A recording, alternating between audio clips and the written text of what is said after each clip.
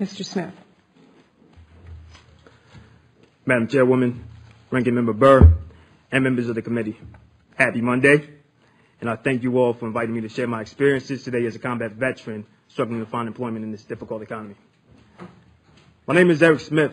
I served in the United States Navy for 5.5 years as a hospital corpsman. I deployed twice to Iraq. During my tours, I gained valuable experience in the medical field under the most extreme conditions imaginable. In spite of my experience in service, I'm struggling to find a job today. I'm not alone.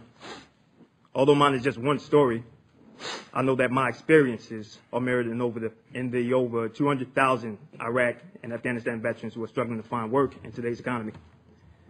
As a Navy corpsman, I carried enormous responsibility and acquired a wide range of technical and leadership skills that in the perfect world would translate into a good job in the civilian workforce.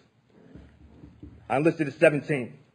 By age 19, I had skills, training, and responsibilities far beyond those of my civilian peers in the medical field. As a senior corpsman, I managed a 4-man team for a 20-plus bed ICU and performed procedures that only the most experienced civilian nurses were trained to perform. Again, the most experienced civilian nurses. During my deployment to Iraq, I served as the primary corpsman for an infantry platoon with the 3rd Battalion, 5th Marine Regiment, who is actually getting back from their deployment in Afghanistan this week. I performed duties that in the civilian world with 3-5 that are normally left to a physician's assistant. In this capacity, my medical and leadership training were beyond reproach. With my hard-earned experience, I was more than confident that upon returning home from Iraq, I could find an excellent job doing well what I had done for my entire enlistment. I was honorably discharged in 2008. I strongly believed that I left with an impressive resume that would translate well into the civilian market. However, it's not proved to be the case, and that's why I'm here this morning. In 2009, I applied for a job at a local hospital as a certified nursing assistant. Again, my resume was extensive. My experience throughout various and differing medical disciplines and procedures, what have you. It impressed the nurses, the 3 nurses that I was interviewing for. They were blown away by not only my youth, but the experience I had amassed during that time. They recommended me to the doctors in charge. I mean, I was more than confident that I had this job in the bag. I didn't get a call back. You know, as is often said, you know, almost to the point of nausea even, hindsight is 20/20. And looking back, I'm almost positive that despite, you know, my knowledge and my experience, I didn't get the job because I didn't have a piece of paper saying so. That civilian certification saying that I was able to do this by law. Everything else on that resume, it was hearsay, even though it was 100% true. You know, so I was disappointed by that. But I was more frustrated by the fact that, you know, despite my graduation from a hospital corps school and years worth of experience provided to me, you know, I didn't get that certification out of hospital corps school. That made me less competitive than my less experienced civilian peers. My experience is mirrored across the services. Far too many combat corpsmen are becoming highly skilled in their trade, yet high operational tempo and multiple deployments prevent them from obtaining equivalent civilian certifications. Quite frankly, we are not setting our veterans up for success. While assigned to the Marine Corps, I attended the Transition Assistance Program before leaving the service. And again, as you said, Madam Chairwoman, it's mandatory in the Marine Corps. One thing about the only thing I retained from TAP class was that, you know, I was told that my veteran status and my experience would put me ahead of the pack when I got out.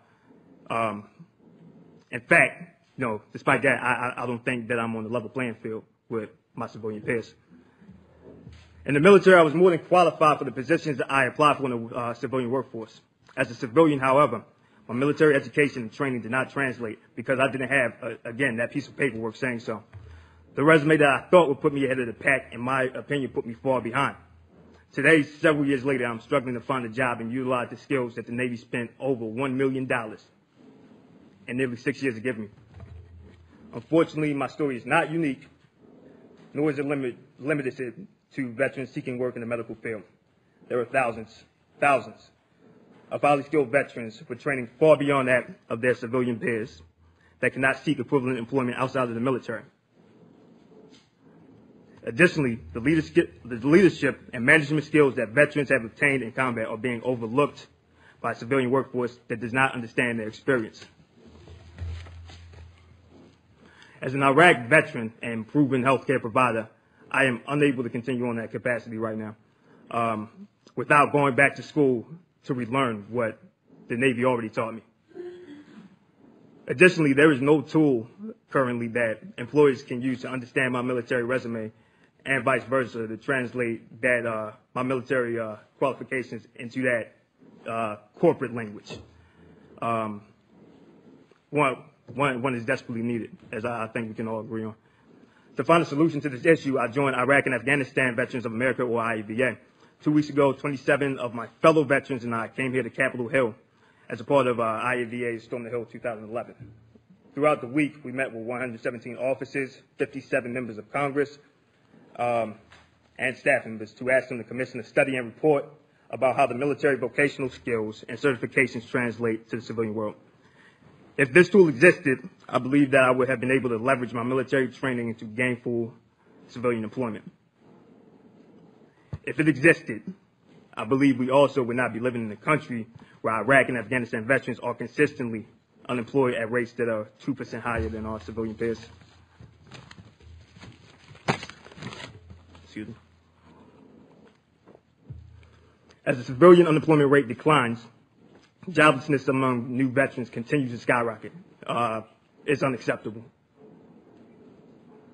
As a country, we must act now to reverse this trend and uphold the nation's commitment to our men and women serving in uniform. It's not too late if we act now. And IAVA's 2011 policy agenda lays out a clear path for the public and private sectors to work together to end new veteran unemployment. I'm proud of my service, and I'm